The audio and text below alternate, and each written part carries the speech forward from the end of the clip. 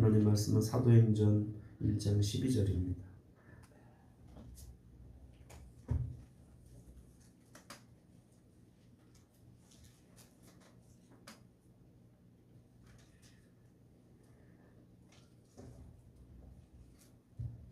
(12절로) 26절 말씀 함께 봉독합니다. 제자들이 감람원이라 하는 산으로부터 예루살렘에 돌아오니 이 산은 예루살렘에서 가까워 안식일에 가기 알맞은 길이라. 들어가 그들이 유하는 다락방으로 올라가니 베드로, 요한, 야고보, 안드레와 빌립, 도마와 바돌로메, 마테와 및 알페오의 아들 야고보, 셀롯인 시몬, 야고보의 아들 유다가 다 거기 있어 여자들과 예수의 어머니 마리아와 예수의 아우들과 더불어 마음을 같이하여 오로지 기도에 힘쓰더라. 모인 무리의 수가 약 120명이나 되더라. 그때 베드로가 그 형제들 가운데 일어서서 이르되, 형제들아, 성령이 다윗의 입을 통하여 예수 잡는 자들의 길잡이가 된 유다를 가리켜 미리 말씀하신 성경이 응하게 하였으니 마땅하도다. 이 사람은 본래 우리 수 가운데 참여하여 이 직무의 한 부분을 맡았던 자라. 이 사람이 불의의 삭스로 밭을 사고 그의 몸이 곤두박질하여 배가 터져 창자가 다 흘러나온지라. 이 일이 예루살렘에 사는 모든 사람에게 알려져 그들의 말로는 그 밭을 아겔다마라 하니 이는 피밭이라는 뜻이다. 시편에 기록되었을 때 그의 거처가 황폐하게 하시며 거기 거하는 자가 없게 하소서 하였고, 또 일렀을 때 그의 직분을 타인이 취하게 하소서 하였도다. 이러함으로 요한의 세례로부터 우리 가운데 올려져 가신 날까지 주 예수께서 우리 가운데 출입하실 때 항상 우리와 함께 다니던 사람 중에 하나를 세워 우리와 더불어 예수께서 부활하심을 증언할 사람이 되게 하여야 하리라 하거늘, 그들이 두 사람을 내세우니 하나는 바사바라고도 하고 별명은 유스도라 하고 하는 요셉이요, 하나는 마띠아라.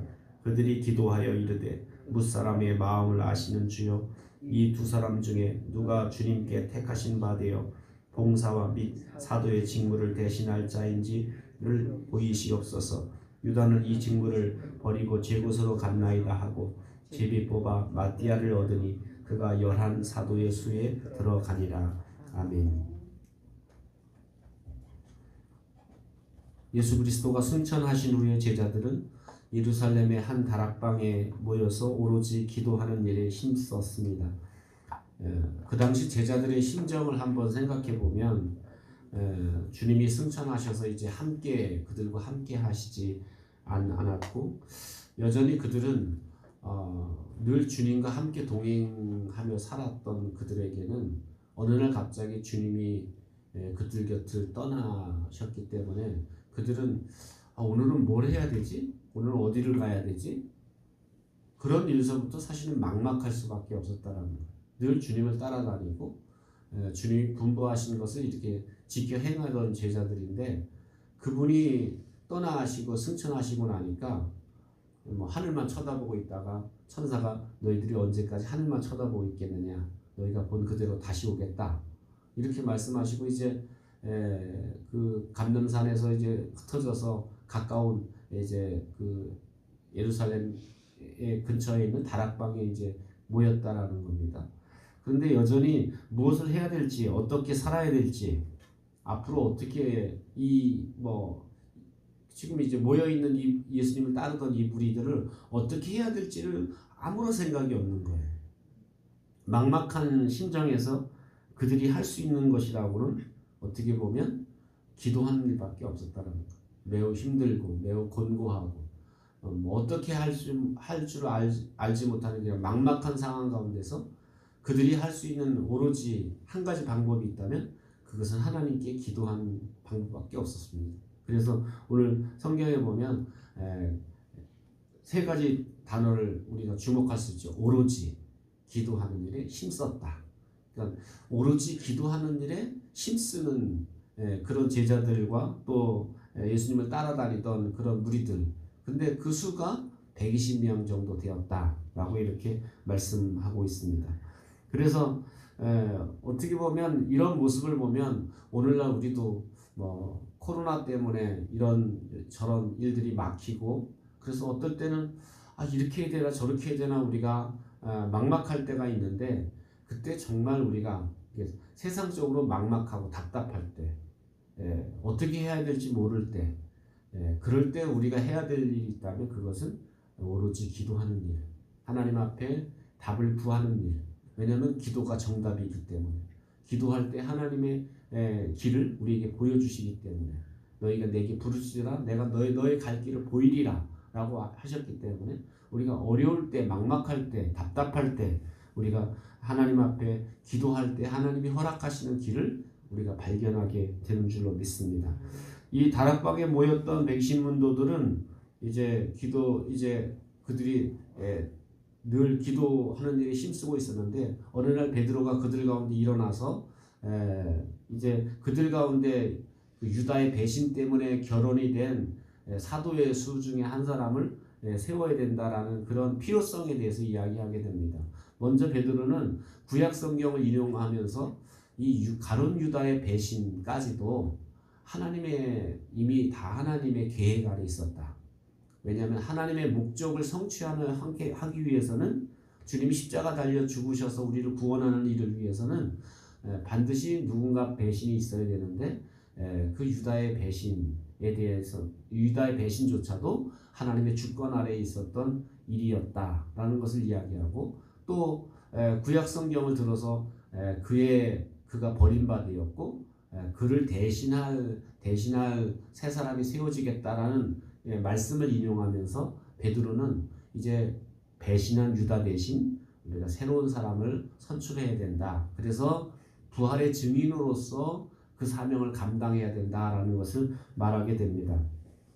그래서 사실은 유다의 그 배신이 그래서 유다가 어떻게 보면 하나님의 일을 가로막기 위해서 예수님을 팔아넘기게 되고 어떻게 보면 사단은 예수님만 십자가에 못 박으면 이 예수님의 십자가의 그 구원 사건이 끝날 줄 알았어요. 그런데 예수님을 가로막으려고 했던 어떻게 보면 유다의 배신이 오히려 제자 공동체의 발꿈치는 상하게 할 수 있어도 믿음의 공동체의 머리를 상하게 할 수는 없었다라는 거죠. 그래서 결국 이 유다의 배신으로 비어진 자리를 이제 새롭게 한 사람을 세우려고 하는데 그들이 두 사람을 추천하게 되죠. 그래서 유스도라고 하는 요셉이라는 사람과 마띠아라는 사람을 추천하게 돼서 두 사람을 놓고 그들은 기도합니다. 하나님, 주인이신 하나님께서 두 사람 중에 한 사람을 주님의 사도로서 그래서 부활의 증인으로 삼게 해달라고 이렇게 간구하게 되고 그래서 제비뽑기를 통해서 마띠아라는 사람을 이제 12제자 중에 한 사람으로 이렇게 세우게 됩니다. 물론 사도의 그 특성은 뭐냐면 예수님을 직접 본 자. 그래서 예수님과 함께 지금까지 예수님과 함께 동행했던 자 중에 부활의 증인이 될 사람을 이제 선출해서 제자 공동체, 믿음의 공동체에 세우게 되는 모습을 보게 됩니다. 이 제비뽑기라는 것은 뭐냐면 이게 사람이 뽑지 아니하고 하나님이 뽑으신다. 하나님이 주인 되신다라는 의미로서 이제 어떻게 보면 그래서 믿음의 공동체에 사람을 세우는 것, 그 사람이 하는 게 아니라 하나님이 하신다. 우리가 가끔 이제 뭐 이렇게 직분을 뽑을 때 다수결로 손 드세요 이렇게 이야기하지만 사람이 세운다라고 생각하면 뭐 사람이 또 싫으면 패할 수도 있다라고 생각하지만 하나님이 세운다라는 그래서 교회 안에 있는 직분은 하나님이 세운다라는 주권이 하나님께 있다라는 그런 믿음을 우리가 가져야 된다라는 사실입니다. 오늘 우리가 본문 말씀을 통해서 우리가 막막하고 답답할 때 또 내가 어찌해야 할지 모를 때 정말 우리가 해야 될 일이 있다면 그건 하나님께 여쭙고 하나님께 기도하는 일이다라는 것을 우리가 기억하고 또 우리 믿음의 공동체의 주인이 사람이 아니라 주인이 하나님이심을 우리가 기억하고 사는 저와 여러분 되시기를 주님의 이름으로 축원합니다. 기도하겠습니다. 말씀을 기억하면서 나의 목적을 성취하기 위해 내가 살지 아니하고 이제는 하나님 나라의 목적을 하나님 나라를 성취하기 위해서 기도하며 사명을 감당하는 저희들이 되게 해달라고 기도하고 여러분 자신의 기도 제목을 놓고 기도합니다. 사랑과 은혜가 풍성하신 하나님 아버지, 은혜와 사랑을 감사드립니다. 하나님께서